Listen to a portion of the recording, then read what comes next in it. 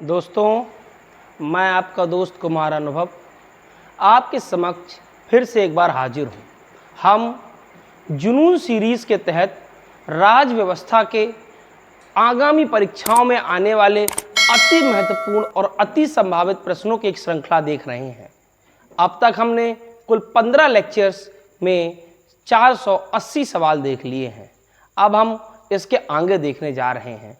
आपकी आगामी परीक्षा, चाहे वो यूपी पीसीएस हो, यूपी आरओ एआरओ हो, यूपी पुलिस हो, एमपी पुलिस हो, आरपीएफ कांस्टेबल हो, आरपीएफ एसआई हो, हमारे प्रश्न सीधे आपको इम्तिहान में या हमारे प्रश्नों के साथ दी जा रही व्याख्या आपको सीधे इम्तिहान में मिलेगी। आप इन प्रश्नों को बार बार देखें, बार बार सुनें, साथ में नोट्स बनाते चलें। हम इसके बाद तमाम सभी विषय जैसे ज्योग्राफी, इतिहास, अर्थशास्त्र, साइंस और करंट अफेयर भी लेकर आएंगे। तो ये हम to the point rapid revision series देख रहे हैं, जिसमें हम बहुत ही जल्दी बहुत अच्छे दर्जे के कुछ सवाल देखते हैं। तो चलिए हम देख रहे हैं। हमसे जुड़ने के लिए आप इन नंबरों पर भी कॉल कर सकते हैं। हमारा offline centre Giriraj classes, Mauranipur, Jhansi, Swargeshwar मंदिर रोड पे चलता है। आप आके एडमिशन ले सकते हैं और अभी 3 माह में जो यूपी कांस्टेबल की परीक्षा होने वाली है उसमें अपना स्थान सुनिश्चित कर सकते हैं। तो चलिए हम देख रहे हैं हमारा लेक्चर नंबर 16। ओके,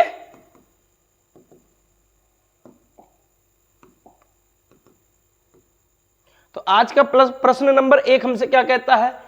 राज्यसभा की लोकसभा के समान शक्तियां किस क्षेत्र में है? राज्यसभा की लोकसभा के समान शक्तियां किसके समान? लोकसभा। किसको? अखिल भारतीय सेवाओं में है, उस दिन पढ़ाता नहीं है।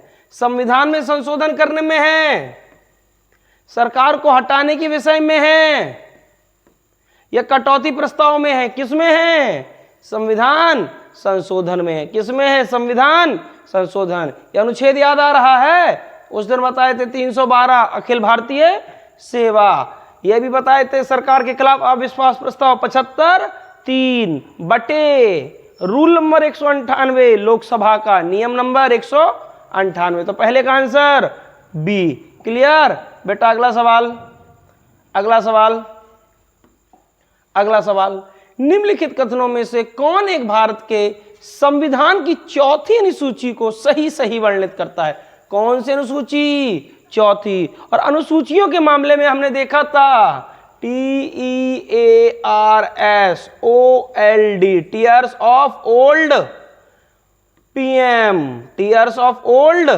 पीएम। याद आ गए? तो चौथी अनुसूची राज्यसभा है। कहीं इसमें संघ और राज्यों की भी शक्तियों का 7वीं है ये। संविधान में सूचीबद्ध भाषाएं हैं, 8वीं है ये। जनजाति क्षेत्रों का प्रशासन 5वीं और 6वीं है ये। तो राज्यसभा में स्थानों का आवंटन option D. Clear? Option D. बाकी के ऑप्शन में भी दिया जा रहा एक्सप्लेनेशन अति महत्वपूर्ण है। क्लियर? अगला सवाल, अगला हमसे क्या कह रहा है सवाल? सुमेलित कीजिए सूची 1 सूची 2 राज्य राज्यसभा में स्थान। आंध्र प्रदेश में कितनी सीटें हैं? 18 नहीं, 11। क्यों? क्योंकि 7 सीटें तेलंगाना में चली गई हैं। कहां? तेलंगाना। तो कितनी बची आज की डेट में? 11। क्लियर? महाराष्ट्र में 19, कर्नाटक में 12, पश्चिम बंगाल में 12 नहीं है, 16 हैं। 12 नहीं 16 है, इसे सुधार लीजिएगा, साथ साथ नोट्स बनाते चलिएगा, बहुत इंपॉर्टेंट है। अभी केवल 15-16 लेक्चर आए हैं, लगभग हम 10,000 प्रश्नों की श्रृंखला चला रहे हैं। 10,000 के आसपास आपको प्रश्न आएंगे, बाद में आप घबरा जाएंगे, आपको लगेगा ये कैसे होंगे। अगर आप रोज 30-30 सवाल धीमे धीमे करते जाएंगे तो साल के अंत में आपके पास अच्छा खासा जखीरा हो जाएगा, जो बढ़िया आपको याद भी होगा और आप पढ़ भी पाएंगे। क्लियर? तो इसका ऑप्शन 1 2 3 4, 1 2 3 4। क्लियर? यूपी में कितनी है राज्यसभा की सीट? 31। कितनी? 31। क्लियर? अगला सवाल, सुमेलित कीजिए सूची 1 सूची 2 राज्य के नाम राज्यसभा। उत्तराखंड, झारखंड, उत्तराखंड, छत्तीसगढ़, पंजाब। 7 5 3 6। पंजाब में 7, डी का 1, डी का 1 कहीं है, हाँ है। छत्तीसगढ़ में 5, उत्तराखंड में 3, छत्तीसगढ़ में 5 है, हाँ 2, उत्तराखंड में 3 और झारखंड में 6। गौर करो, झारखंड कब बना? 2000। ये सब कब कब बने? 2000। झारखंड की डेट 15 नवंबर, उत्तराखंड की 9 नवंबर, छत्तीसगढ़ की 1 नवंबर। क्लियर है? इसका ऑप्शन 4 3 2 1 डी सही है, इसका डी सही है। क्लियर है? ध्यान से देखते चलिए, अति महत्वपूर्ण है प्रश्न। सुमेलित कीजिए सूची 1 सूची 2, सूची 1 सूची 2। राजस्थान, गुजरात, कर्नाटक, पंजाब 10 7 11 12। गुजरात गाफर, गुजरात गाफर 11 बताया था मैंने। गा से गुजरात गाफर 11 और कहाँ है? आंध्र प्रदेश में भी। कर्नाटक, राजस्थान में कितनी है? 10, राजस्थान 10, कर्नाटक 12, पंजाब 7, पंजाब 7, पंजाब में भी 7 हैं और तेलंगाना में भी 7 है। कहाँ? तेलंगाना में भी 7 हैं। क्लियर? तो ए का पहले 2 ऑप्शन में है, गुजरात का 3, फिर 4 और 2, option A clear, option A clear. अगला सवाल, गुजरात गा से 11, कर्नाटक 12, केरल 9, उड़ीसा 10, उड़ीसा 10 और राजस्थान 10। क्लियर है? क्लियर है? अगला सब, इसका ऑप्शन क्या हो जाएगा? ए का 2, ए का 2 केवल एक ऑप्शन में है, option C, option C. Clear? अगला सवाल, आंध्र प्रदेश 18 नहीं, निम्नलिखित में से कौन सा सही सुमेलित नहीं है? क्या पूछा? नहीं है। आंध्र 18 नहीं दादा, उड़ीसा 10, तमिलनाडु 18 और महाराष्ट्र 19, पश्चिम बंगाल 16, बिहार 16, यूपी 31। क्लियर है? राज्यसभा की सीटों की संख्या देख रहे हैं हम, ये महाराष्ट्र में 19, तमिलनाडु में 18, उड़ीसा में 10 और आंध्र में 18 नहीं बल्कि 11। क्लियर? अगला, राज्यसभा का अध्यक्ष राष्ट्रपति द्वारा नियुक्त किया जाता है, संसद द्वारा चयनित होता है, उपराष्ट्रपति पदेन अध्यक्ष होता है, राज्य परिषद के सदस्यों द्वारा चुना जाता है। कौन सा? सी, अंडर आर्टिकल अनुच्छेद 64 और 89 के तहत, अनुच्छेद 64 और अनुच्छेद 89 89 के तहत। क्लियर है? ध्यान से देखते चलिए। क्लियर? लोकसभा का अध्यक्ष कमेंट में बताइए, बताया था मैंने उस दिन, कहाँ है? 93। क्लियर? अगला, किस सभा का अध्यक्ष उसका सदस्य नहीं होता? किसका? राज्य, लोक, विधानसभा, विधान परिषद, किसका नहीं होता? राज्यसभा का। क्योंकि राज्यसभा का अध्यक्ष कौन होता है? Vice president of India, under article 64 and 89। Clear? अभी भी यही बात देखी थी, ऑप्शन ए। अगला, निम्नलिखित में से किस एक सदन का अध्यक्ष एक गैर सदस्य होता है? किस एक सदन का अध्यक्ष एक मतलब जो उसका सदस्य नहीं होता है? किसका? राज्यसभा का। आर्टिकल 64 और 89, आर्टिकल 64 और 89। क्लियर? अगला, राज्यसभा का सर्वप्रथम गठन किस वर्ष हुआ? 50 में हुआ, 51, 52, 53। कब हुआ? 52 में। 3 अप्रैल 1952 को राज्यसभा का क्या हुआ है? गठन हुआ है। क्लियर? क्लियर? अगला, भारतीय संविधान के अनुच्छेद 87 के अंतर्गत भारत का राष्ट्रपति अभिभाषण देता है। संसद के दोनों सदनों की संयुक्त बैठक क्या 87 में है ना? 108 में है। संयुक्त अधिवेशन, संयुक्त सत्र, ये सब कहाँ है? तो कौन? संसद के दोनों सदनों का संयुक्त अधिवेशन, संसद के दोनों सदनों का संयुक्त सत्र, या एक साथ संवेद संसद के दोनों सदनों में? कहाँ? ऑप्शन डी, एक साथ संवेद संसद के दोनों सदनों में, option D, article 87, article 87। Clear?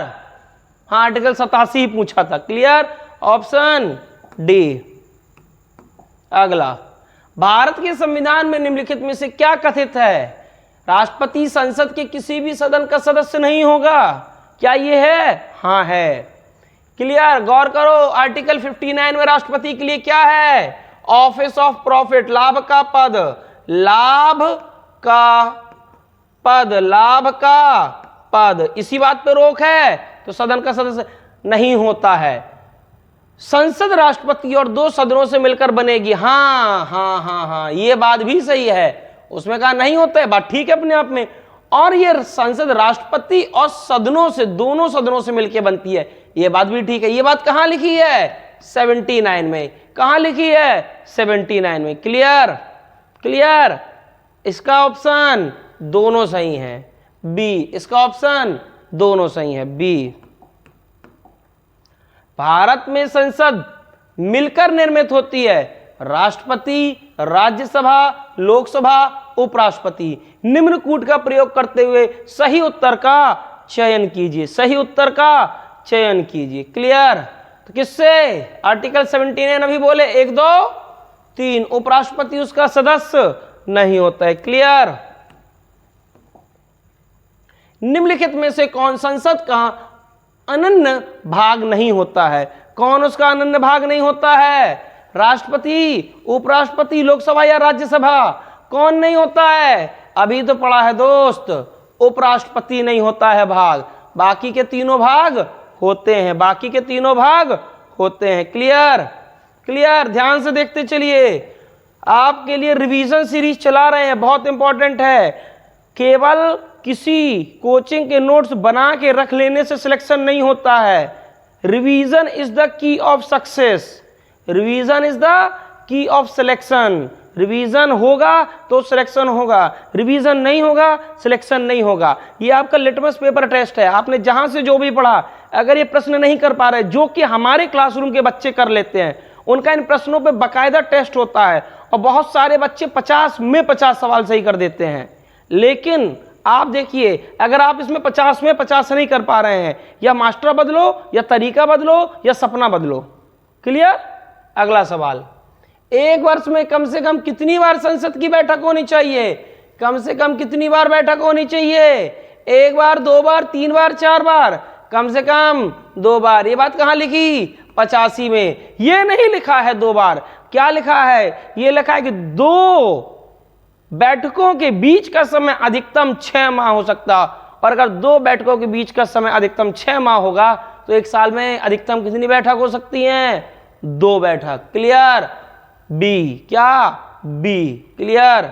अगला सवाल, अगला सवाल, संसद विधानसभा के किसी सदन की सदस्यता तब समाप्त समझी जाती है जब वह बिना सदन को सूचित किए अनुपस्थित रहता है। कितने दिन? 60, 90, 120, 150? कितने दिन?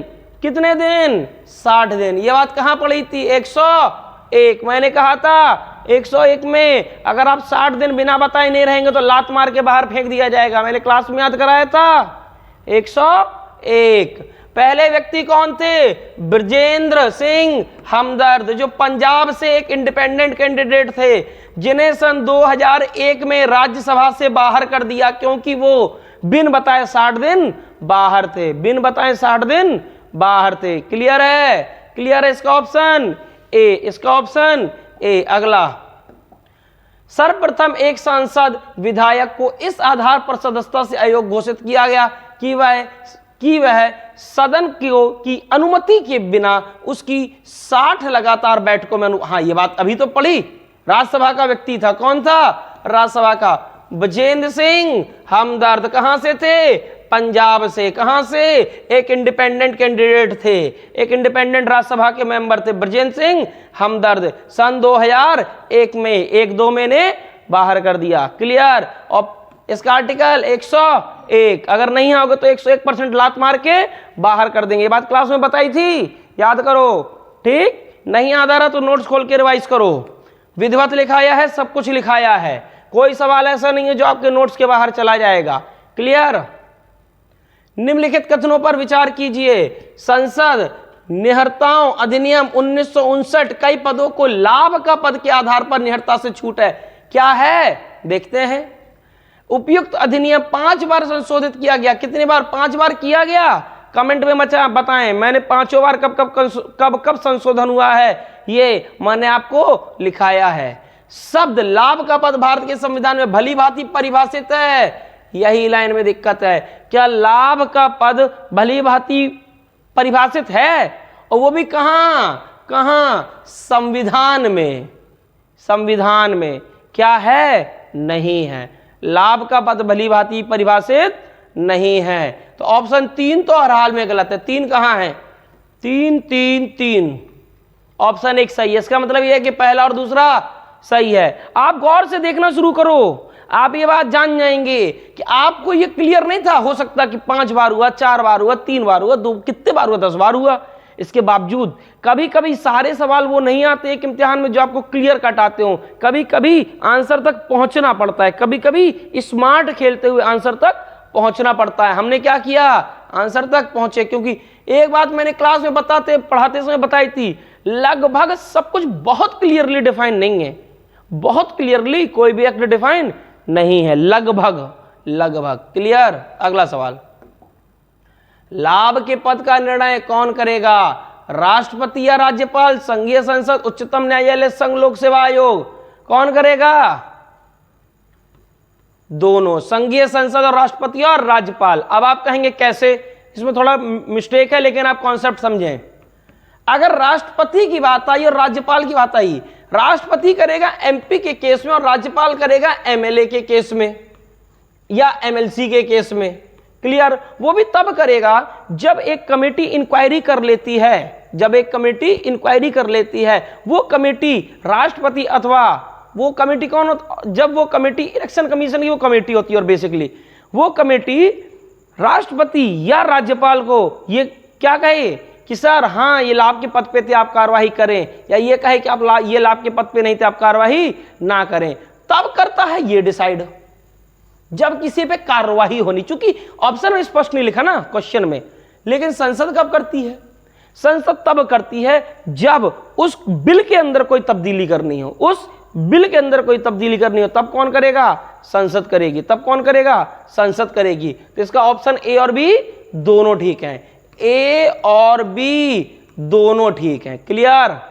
अगला सवाल, अगला, निम्नलिखित में से कौन सा एक प्रावधान भारतीय संविधान के अंतर्गत संसद के सदस्यों की विशेष अधिकारों तथा उन्मुक्तियों को निर्धारित करता है? विशेष अधिकार 105 कहीं है? हाँ है, 105।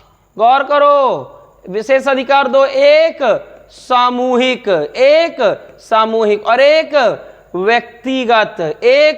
व्यक्तिगत। याद आ रहे? अनुच्छेद 82 विनियोग आयोग, अनुच्छेद 117 कौन सा? वित्त विधेयक। कौन सा? वित्त विधेयक। अनुच्छेद 104 गौर करो, 500 रुपए हर्जाना का मसला था। आर्टिकल 99 के तहत अगर एक सदस्य बिना शपथ लिए घुस जाएगा तो उसमें 500 रुपए का हर्जाना, अनुच्छेद 104 के तहत। याद आ रहा?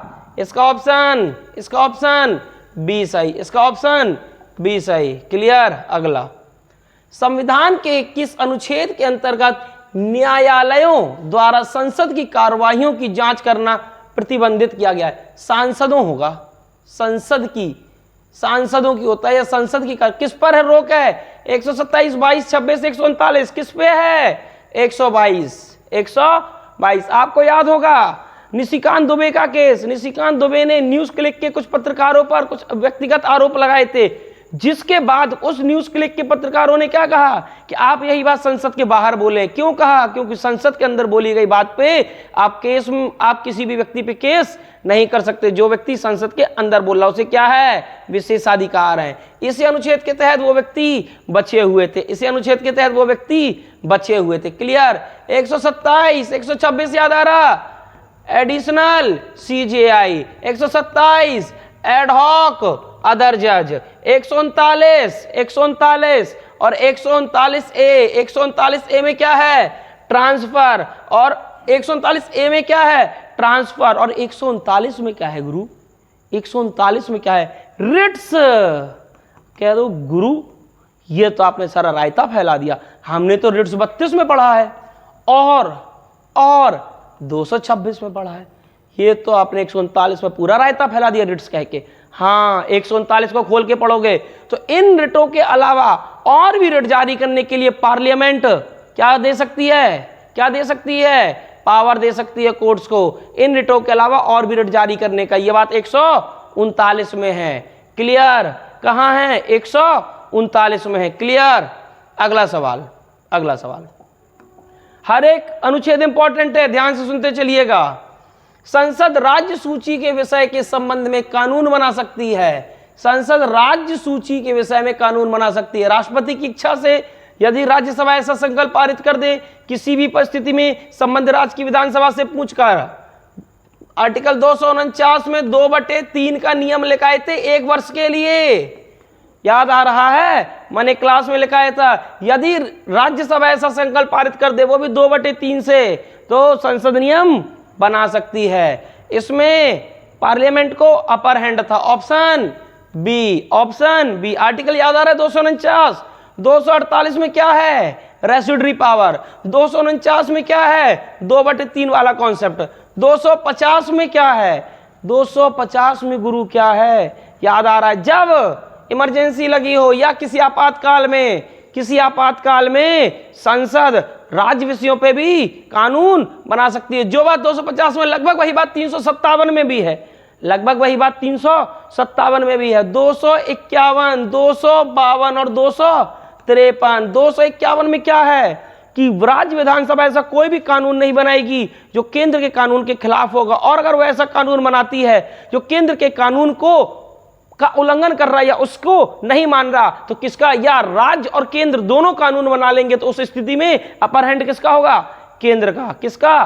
केंद्र का। अगर दोनों कानून, 252 में 2 राज्य अगर रिक्वेस्ट करें, 2 राज्य अगर रिक्वेस्ट करें हमारे लिए कानून बना दो तो, और 253 में अंतरराष्ट्रीय समझौतों को जमीन पर उतारने के लिए बिना पूछे कानून बना सकती है। क्लियर? सारे आर्टिकल क्लियर? अगला, अगला, भारतीय संविधान के किस अनुच्छेद के अंतर्गत अंतरराष्ट्रीय समझौता, अरे अभी तो बताया, अंतरराष्ट्रीय समझौतों को प्रभावी बनाने हेतु संसद राज्य सूची के विषय पर कानून बना सकती है। किसके? 253। 249 2/3 का नियम बताया। 250 क्या बताया? केंद्र वो इमरजेंसी में, आपातकाल वाले में। क्लियर? जो 357 में भी है। 252 में क्या बनाया? दोनों लोगों का रिक्वेस्ट। 253 में अंतरराष्ट्रीय, 253 में अंतरराष्ट्रीय संधियों समझौतों की। क्लियर? अगला, अंतरराष्ट्रीय संधियों को भारत के किसी भाग अथवा संपूर्ण भाग में लागू करने के लिए संसद कोई भी कानून बना सकती है अंडर आर्टिकल 253। क्लियर? मैंने कहा था अंतरराष्ट्रीय चीजों को लेके केवल 2 जगह, केवल और केवल 2 जगह लिखा हुआ है। कहां कहां? आर्टिकल 51A के अंदर, और कहां? आर्टिकल 51 में, 51A नहीं, 51 में। और कहां लिखा है? और कहां लिखा है? 253 में। बस इन्हीं 2 जगह अंतरराष्ट्रीय शब्द का इस्तेमाल हुआ है। इसका आगे, अंतरराष्ट्रीय संधियों को भारत के किसी भाग अथवा संपूर्ण भाग भारत में लागू करने के लिए संसद कोई भी कानून बना सकती है, सभी राज्यों की सहमति से, बहुसंख्यक राज्यों की सहमति से, संबंधित राज्य की सहमति से, या बिना किसी राज्य की सहमति से। बिना किसी राज्य की सहमति से। हाँ, डी। आपको कॉमन सेंस में क्या लगेगा? राज्यों की सहमति से। ऐसा नहीं होता है। क्लियर? 253। बहुत सारे वो बाहर के बच्चे जो 253 सुन रहे होंगे, उनके वैसे भी फिल्टर फटे जा रहे होंगे। क्यों? उनको लग रहा होगा कि भाई साहब हमारे मास्टर ने तो ऐसे टरका दिया। ऐसे नहीं टरकाते हैं, विधिवत पढ़ाते हैं। क्लासरूम में आइए, विधिवत ज्ञान पाइए। संविधान की विषय सूचियों में दिए गए विषयों के अतिरिक्त विषयों पर कौन कानून बना सकता है? संविधान की विषय सूचियों में दिए गए विषयों के अतिरिक्त विषयों पर कौन कानून बना सकता है? सर्वोच्च न्यायालय, संसद, राज्य विधानमंडल, क्षेत्रीय परिषद। कौन? संसद। Under article 248 residuary power. याद आ रहा? रेसिडरी पावर याद आ रहा? यही बात एक्ट ऑफ 1935 में गवर्नर जनरल के पास थी ये रेसिडरी पावर। याद आ रही हैं? मैंने क्लास में रिवाइज कराई थी, याद आनी चाहिए, क्योंकि रिवीजन है तो सिलेक्शन है। बिन रिवीजन सब सून। तैयारी 50 साल करना। अगर रिवीजन नहीं करोगे तैयारी भले 1 साल करो लेकिन रिवीजन डेली करो, और रिवीजन नहीं कर रहे हो तो सपना कुछ भी सजा लो, टूटना हर हाल में है। क्लियर? अध्यक्ष सदन के किसी भी सदस्य को बोलने से रोक सकता है। किससे? बोलने से रोक सकता है, और अन्य किसी सदस्य को बोलने दे सकता है। यह घटना क्या कहलाती है? मैंने बताया था क्लास में, डेकोरम कहलाती है क्या, या क्रॉसिंग ऑफ फ्लोर, या इंटरपेलेशन कहलाती है, या यील्डिंग ऑफ फ्लोर? क्या कहलाता है? यील्डिंग और ऑफ फ्लोर। मर्यादा, पक्ष त्याग, अंतर प्रदर्शन, बैठ जाना, क्या कहलाती है? बैठ जाना। Yielding of floor, yielding of floor. Clear? अगला, संसद में शून्यकाल का समय 9 से 10, 10 से 11, 11 से 12, 12 से 1। संसद में शून्यकाल का समय, क्योंकि उन्होंने फिर से संसद पूछ लिया तो इसके बेटा 2 आंसर होंगे, सी और डी। क्योंकि 11 से 12 है राज्यसभा का टाइम, और 12 से 1 है लोकसभा का टाइम। लोकसभा में जो शून्यकाल होता है वो 12 से 1 होता है, जबकि राज्यसभा में जो शून्यकाल होता है वो 11 से 12 होता है। तो इसका आंसर, क्योंकि उन्होंने क्लियर नहीं लिखा राज्य संसद लिख दिया है। अब संसद में राज्यसभा और लोकसभा दोनों आती हैं, तो हमें इसका सी और डी दोनों मानने पड़ेंगे। क्लियर? अगर वो राज्यसभा कहते तो 11 से 12, और लोकसभा कहते तो 12 से 1। क्लियर? अगला, शून्यकाल संसदीय व्यवस्था को किसने? Bharat, America, Britain, Switzerland. Bharat. किसने? भारत। क्लियर? अच्छा, शून्यकाल कुछ नहीं होता है। शून्यकाल में आप सीधे सीधे प्रश्न पूछ रहे होते हैं। किससे? संबंधित विभाग के मंत्री से। राजनीतिक शब्दावली में शून्यकाल का अर्थ देखो, अभी यही बात मैं कह रहा था। क्या राजनीतिक शब्दावली में शून्यकाल का क्या अर्थ है? वह दिन जब संसद में कोई कार्य नहीं होता, निलंबित प्रस्ताव, स्थगन काल या प्रश्नोत्तर सत्र। प्रश्नोत्तर सत्र क्या होता है? डी, प्रश्नोत्तर सत्र, प्रश्नोत्तर सत्र। क्लियर है इसका आंसर? डी। और इस प्रकार हमने सभी 30 सवाल देख लिए हैं, और ये आपको आंसर की, ये इसकी आंसर की है, ये इसकी क्या है? आंसर की है। ध्यान से आंसर की देख लें। क्लियर? स्क्रीनशॉट ले लें आप आंसर की का। क्लियर? तो आपको आसान हो जाएगा। क्लियर? और आप लोग लगातार रिवीजन करें, आप लोग लगातार रिवीजन करें, आप लोग लगातार रिवीजन करें। आप हमसे जुड़ सकते हैं। हमें अभी ऑनलाइन कोर्स नहीं चलाते हैं, ऑफलाइन ही चलाते हैं। बहुत जल्द हम आपको ऑनलाइन भी मिलेंगे। ऑफलाइन आप हमसे जुड़ने के लिए स्वर्गेश्वर मंदिर रोड, मौरानीपुर, झांसी आ सकते हैं। ठीक? इसके अलावा आप हमारे चैनल को लाइक, शेयर, सब्सक्राइब करें। अगर आप इससे लाभान्वित हो रहे हैं तो अपने भी 4 लोगों को आप भेजें। खुश रहें, मस्त रहें, पढ़ाई में व्यस्त रहें।